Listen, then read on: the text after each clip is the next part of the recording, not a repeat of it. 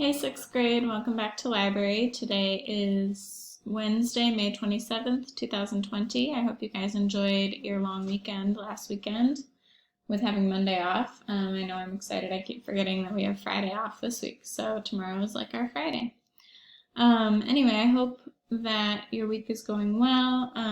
Today we are going to be talking about internet searching. So this is something that's really important to be good at because as you continue in middle school and then get on to high school and then college, you will have to do a lot of research. So it's really important to know how to be a good researcher and kind of how to do a basic internet search. So hopefully this will be a good introduction for you guys.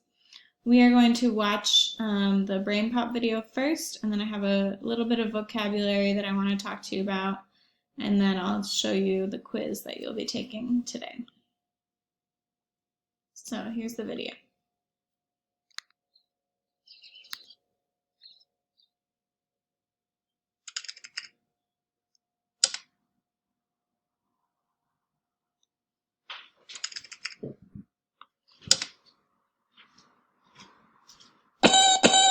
Egomaniac. Dear Tim and Moby, search engines are pretty good at helping me find things, but sometimes they don't seem to understand what I'm looking for at all. Why is that? Confused, Dennis. Search engines are often our first stop when we go online.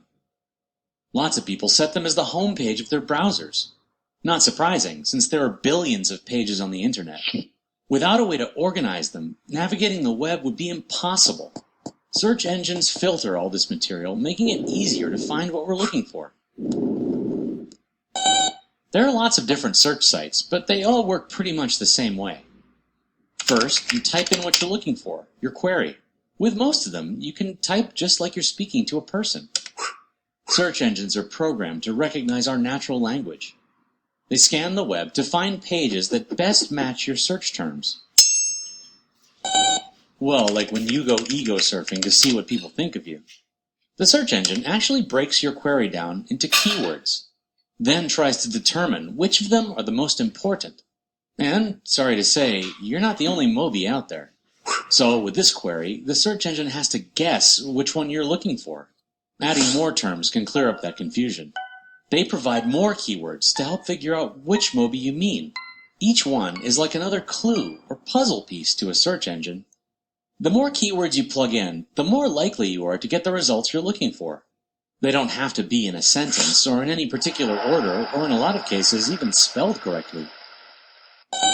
Well, they're not really thinking.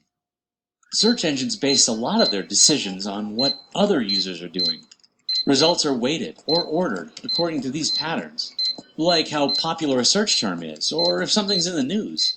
The assumption is that if lots of people are interested in a topic, you must be too. You can see weighting at work when you begin a query. You'll start to type in your terms, and then the search engine tries to complete the query for you. It might even ignore terms that you think would make good keywords. Well, there are ways to counteract weighting and get the results you want. Depending on the search engine, a plus sign or quotation marks can signal that a term is important. They'll only return pages where those words definitely appear. Quotes are also great for searching an exact phrase. A minus sign before a word indicates that it isn't relevant to your search. Any page that includes it won't show up in your results. A quick way to tell if your results are improving is to look at the number of hits or results. A lower number usually means you've done a good job of narrowing things down, and the top results will be more likely to match what you're looking for. Well, remember, the internet isn't just for kids trying to research their homework. People use the web for all sorts of stuff. Keeping up with sports, finding movie times, and shopping for just about everything.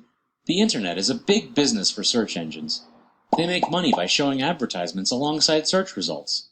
And businesses spend a fortune to make sure their web pages appear higher in search results. As with any tool, you just have to be smart about how you use search engines. Use what you learn to keep refining your query. Like, if you're interested in researching Abraham Lincoln's childhood, your initial results will show you that he spent most of it in Kentucky. Adding that to your query will narrow down your results. Most engines also let you search by specific content types. You can confine results to books, current events, videos, images. Some let you read through entire chapters, or search for articles in a specific date range. All of which makes research way easier. Well, search engines are a great place to start your research. They're really there to show you other sites to investigate. For schoolwork, you can search directly on sites for newspapers and other periodicals. Colleges and university websites have archives of letters, photos, and other primary sources. Those are historical documents made by the people who lived it. Websites run by organizations dedicated to your topic are another good bet. They're likely to have source materials you can't find anywhere else. And remember, there's no substitute for a real live human being. Teachers and librarians can help you with your searches. They might suggest keywords you never thought of, or direct you to other resources, online and off. Anyway, I hope I've been some kind of help to you on your little quest.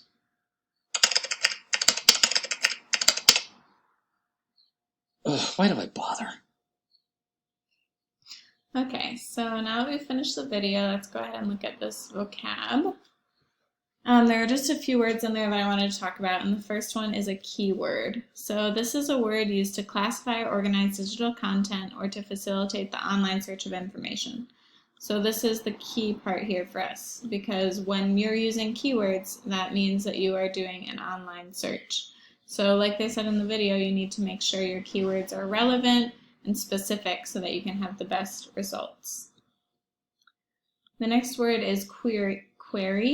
I'm going to say query. And that is a question or an inquiry, and it's just a fancy word for search. So if you see that question in your quiz, just remember a query means a search. And then finally, hits, not like football hits, not like hitting your brother, but digital hits are the number of files downloaded on your site.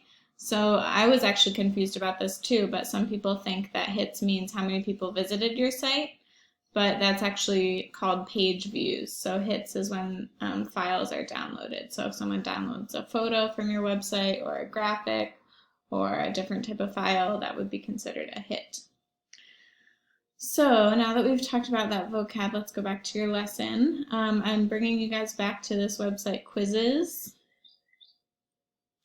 And make sure you put your name here. You can do just your first name or your first and last name.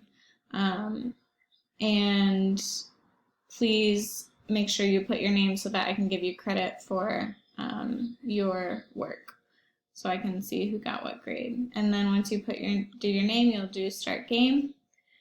And it needs to be done by tomorrow.